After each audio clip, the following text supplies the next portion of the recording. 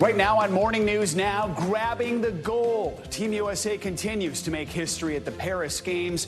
From an artistic thriller in the pool to a comeback on the track that you just have to see to believe, we've got a look at your Olympic highlights. Also this morning, Debbie makes landfall again. Right now, millions are facing flood alerts as the system unleashes tornadoes and swamps to the south. We've got the latest track as the storm starts its slog toward the northeast. Also this morning, Battleground Blitz. Just 24 hours after their debut, Vice President Kamala Harris and Governor Tim Walz are pounding the pavement trying to shore up the Midwest. But across the aisle, their Republican rivals are ramping up their attacks, their new focus, and the warning from President Biden about what he thinks could happen if Mr. Trump loses the election. And terror threat thwarted.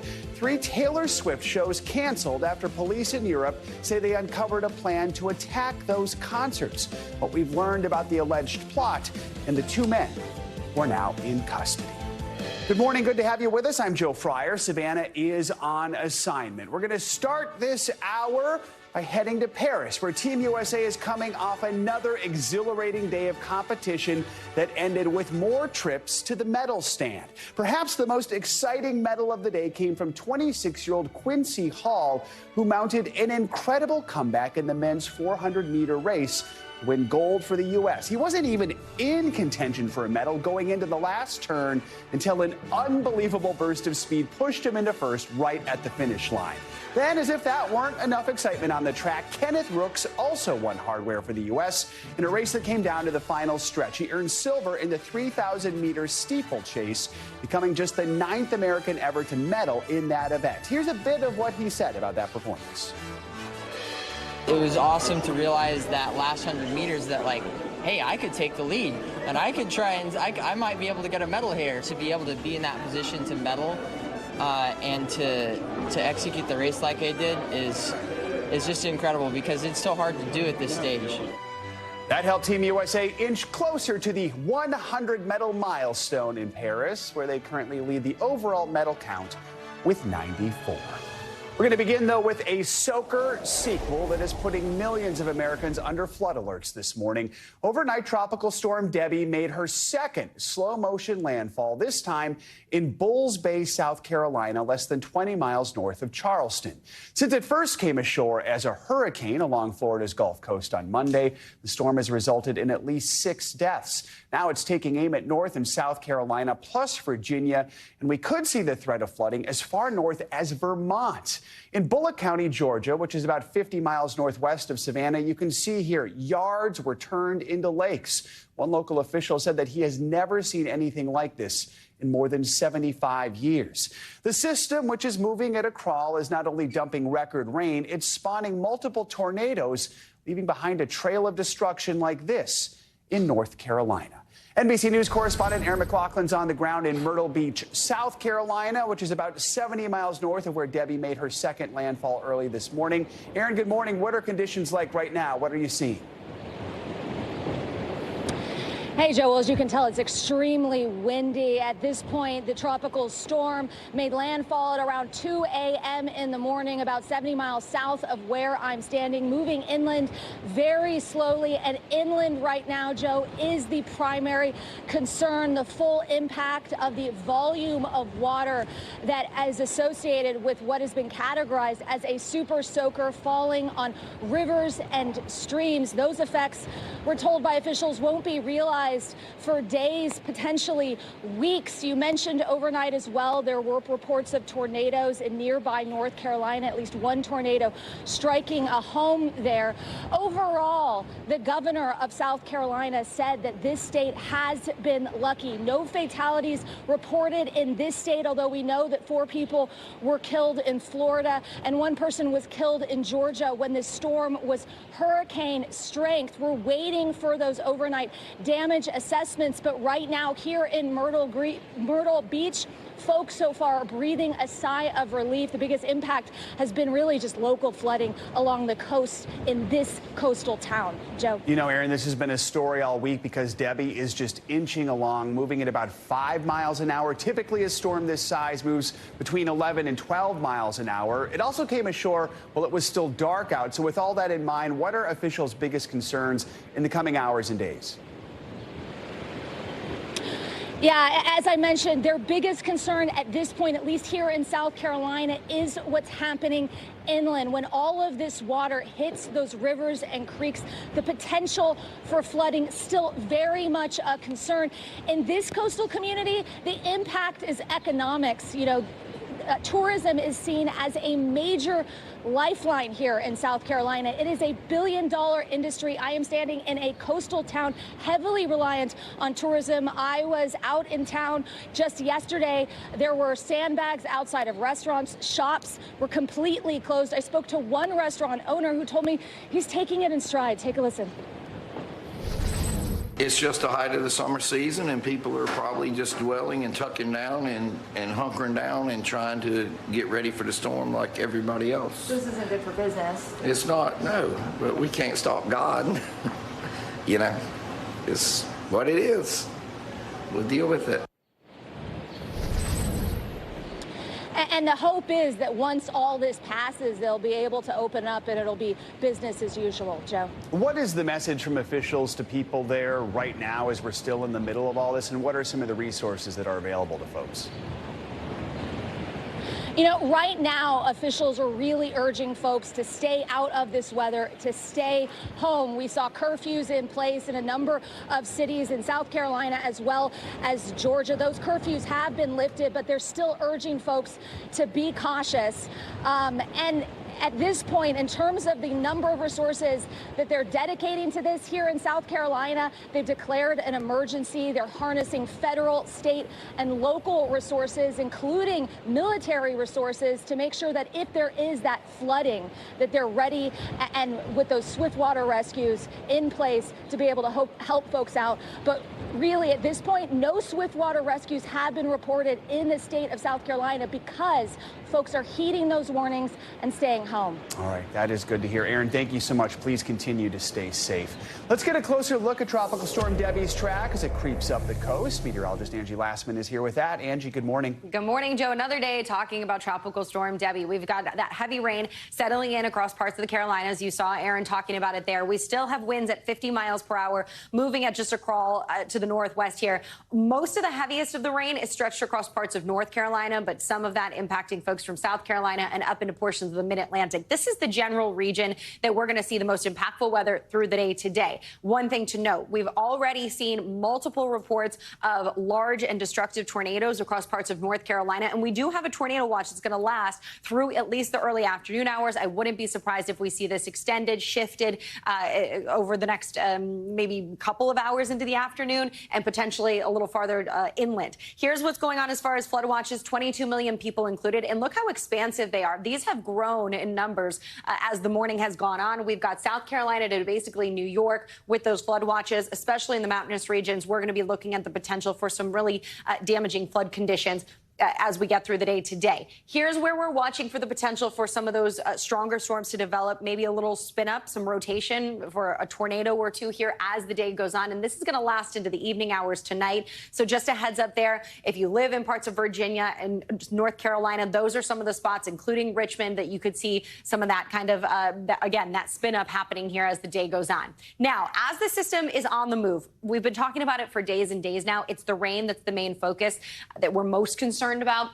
You can see the timing of this for places like Charlotte. It's now through the day. We're talking 10 p.m. We'll start to see things winding down as far as the heaviest rain is concerned. Maybe pick up another 4 inches for folks there. We've got Roanoke lasting from late into from mid-afternoon to late into the overnight period. We'll see another 5 inches for folks there. And Raleigh, you guys have been in and out of the rain for days now. We've got another 5 inches on tap, and that's going to go through the day today almost in entirety. As we get into tomorrow, the system does weaken. That doesn't really change a whole lot when it comes to the rainfall amounts that we've been expecting. Still, I mean, they're single digits, so it'll still be impactful. We could see some heavy rain associated with this across parts of New York and Pennsylvania. You've got Syracuse picking up 3 inches of rain. This doesn't really start for folks there until we get to noontime tomorrow and lasting through that afternoon drive. So heads up there. By the time we get into the later parts of your Friday and into the evening hours, that's when we'll start to see northern New England get in on this. Again, not quite as crazy of rainfall totals as what we've dealt with across parts of the Carolinas, but just a heads up that we will see some rain there tomorrow. Now, this is the spot that we're going to watch for the flash flooding concern, where you see the dark pink and the light pink. Those are the areas of most concern. Again, Roanoke, Raleigh, Wilmington, Charlotte, all of those same kind of players that we've seen over the past couple of days be dealing with the inundation from the rain. You will have once again a chance for that flooding today. Elsewhere, we've got record highs across parts of the South. Triple digits are out there. We've got, if you're looking for a little sunshine for your Friday, plenty of it across the Midwest and the West. We'll see actually nice conditions and below average highs kind of settle into parts of the northern plains as we begin our weekend. That doesn't happen for the South. You guys are still going to see high 90s, maybe triple digits in a couple of spots across Texas, Louisiana, Oklahoma, out west, keeping it warm. But look at this on Sunday, Joe. The pleasant highs and the sunshine will return for the East Coast. We'll still see some rain for parts of the Southeast, kind of wrapping up some of those scattered showers, but it'll be much more pleasant than it has been in recent days, and we'll finally get Debbie out of our hair. Something to look forward to here. All right, but first we're going to talk a little more about Debbie. The storm has already caused dozens of flight cancellations, more than 600 delays across the U.S. today. Some experts expect that we're going to see even more travel interruptions as Debbie continues to make its way up the East Coast, and that can have a domino effect across much of the country. Travel expert from Going.com, Katie Nastro, is here with some tips if you get caught in Debbie's chaos. Katie, good to have you with us. So airlines, they can't control the weather, but what are they doing to try and make things as easy as possible along the eastern seaboard over the next few days?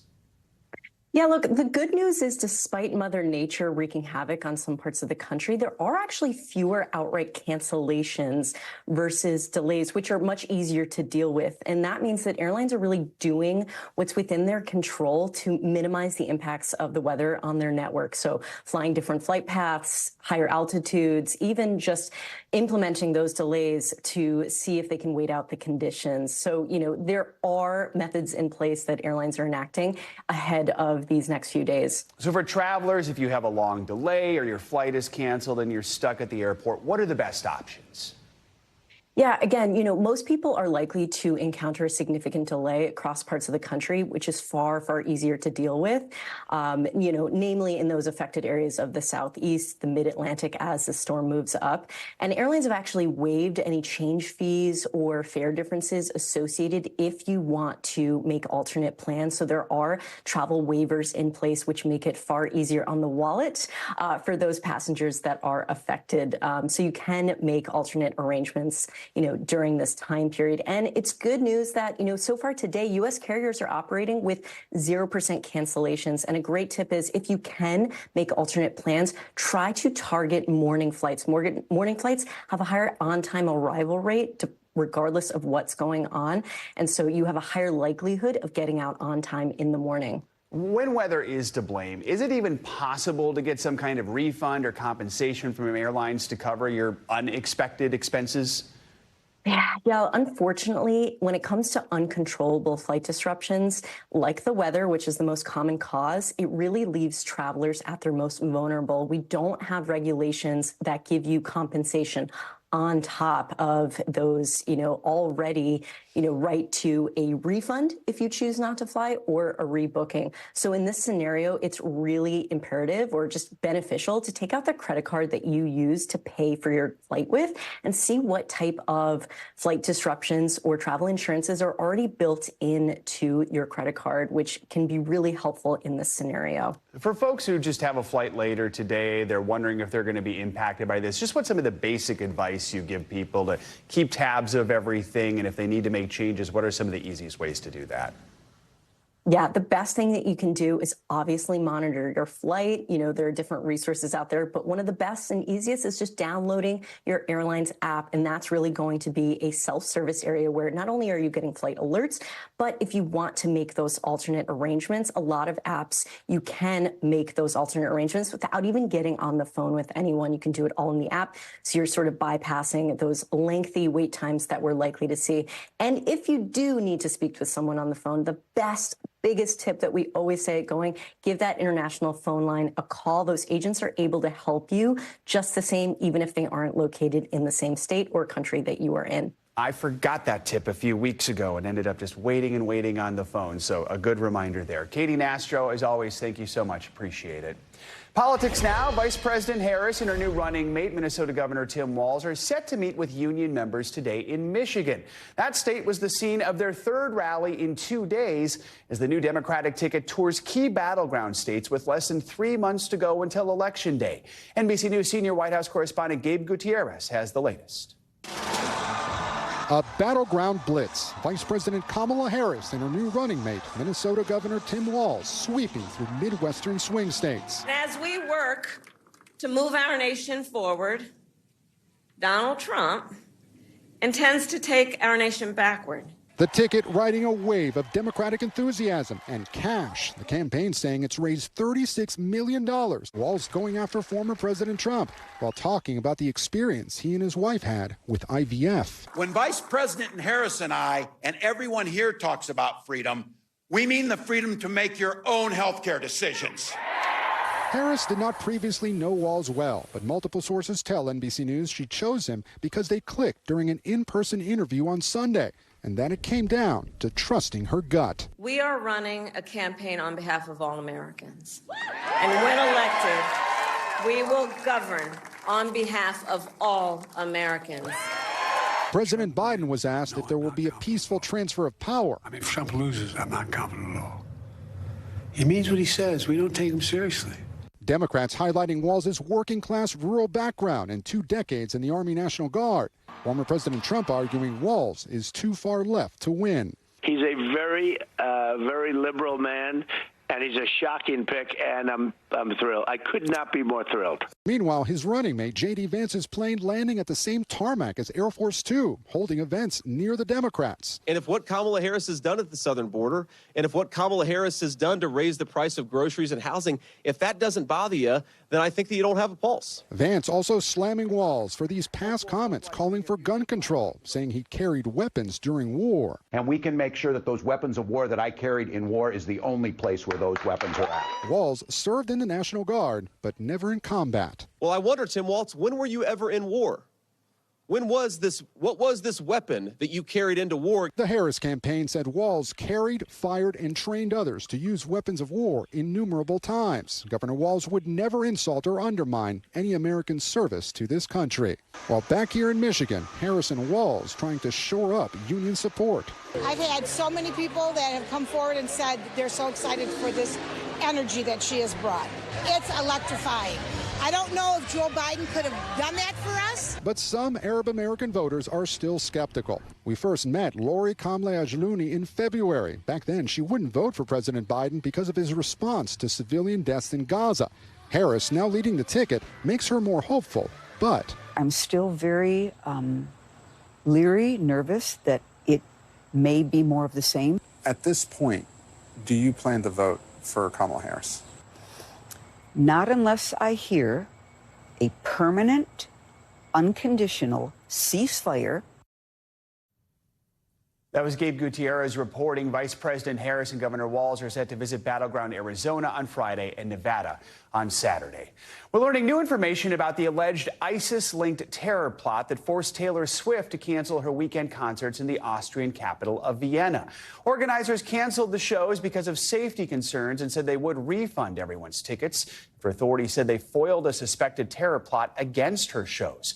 Austrian police said they've arrested 3 people in connection with the plot. Officials say the main suspect has made a full confession. Investigators say the men were radicalized online, while chemical substances and explosive devices were found in the home of one of the suspects.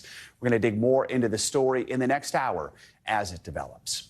We have a lot more to get to this morning, including a new crackdown from Costco, how the wholesale giant working to weed out membership moochers. But first, counter-protesters flood British streets in reaction to far-right riots that have erupted across that country. We've got the latest next. Thanks for watching. Stay updated about breaking news and top stories on the NBC News app or follow us on social media.